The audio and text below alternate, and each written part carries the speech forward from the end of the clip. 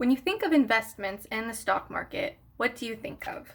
You probably think of wealthy men in black suits and a ton of paperwork on Wall Street.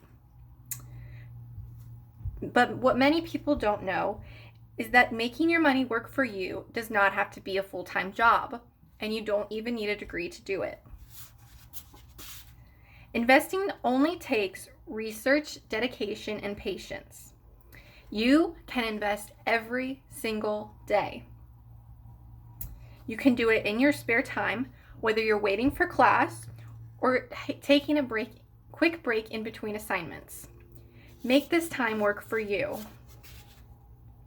I became introduced to investing at just 16 years old.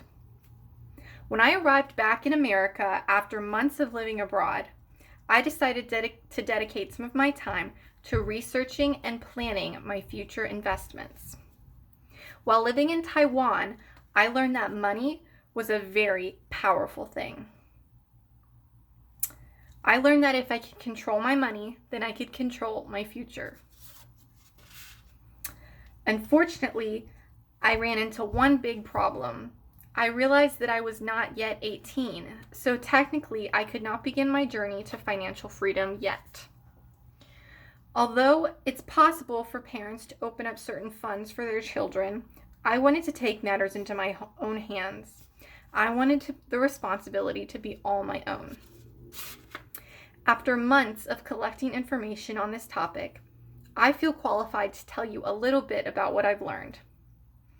Today, I would like to inform my audience of 2 simple ways that anyone over 18 can make their money work for them through investments.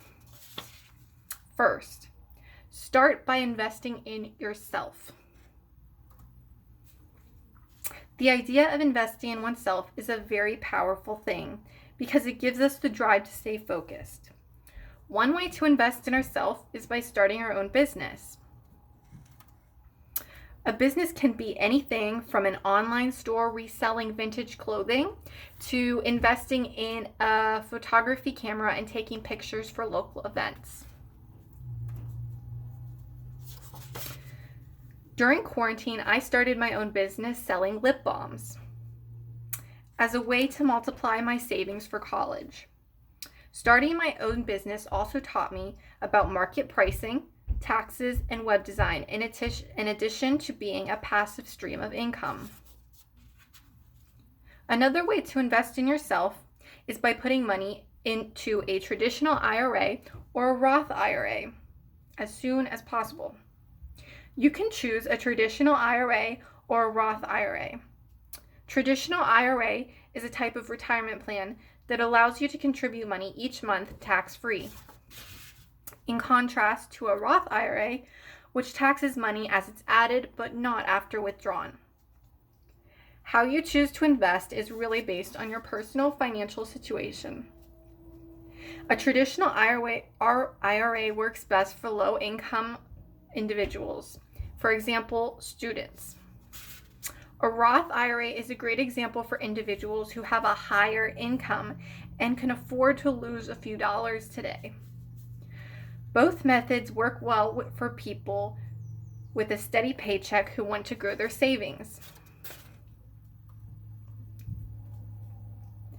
But if you're someone who doesn't have a steady stream of income yet and prefers to invest sporadically, then buying and exchanging stocks might be the right fit for you. Investing in the stock market can be one of the easiest ways to grow your earnings. To get started, you will need to create an account on a website called Robinhood. Robinhood is just one of the many outlets into the stock market, but it is a reliable and well-known site for investors. Once on Robinhood, you can begin buying into companies.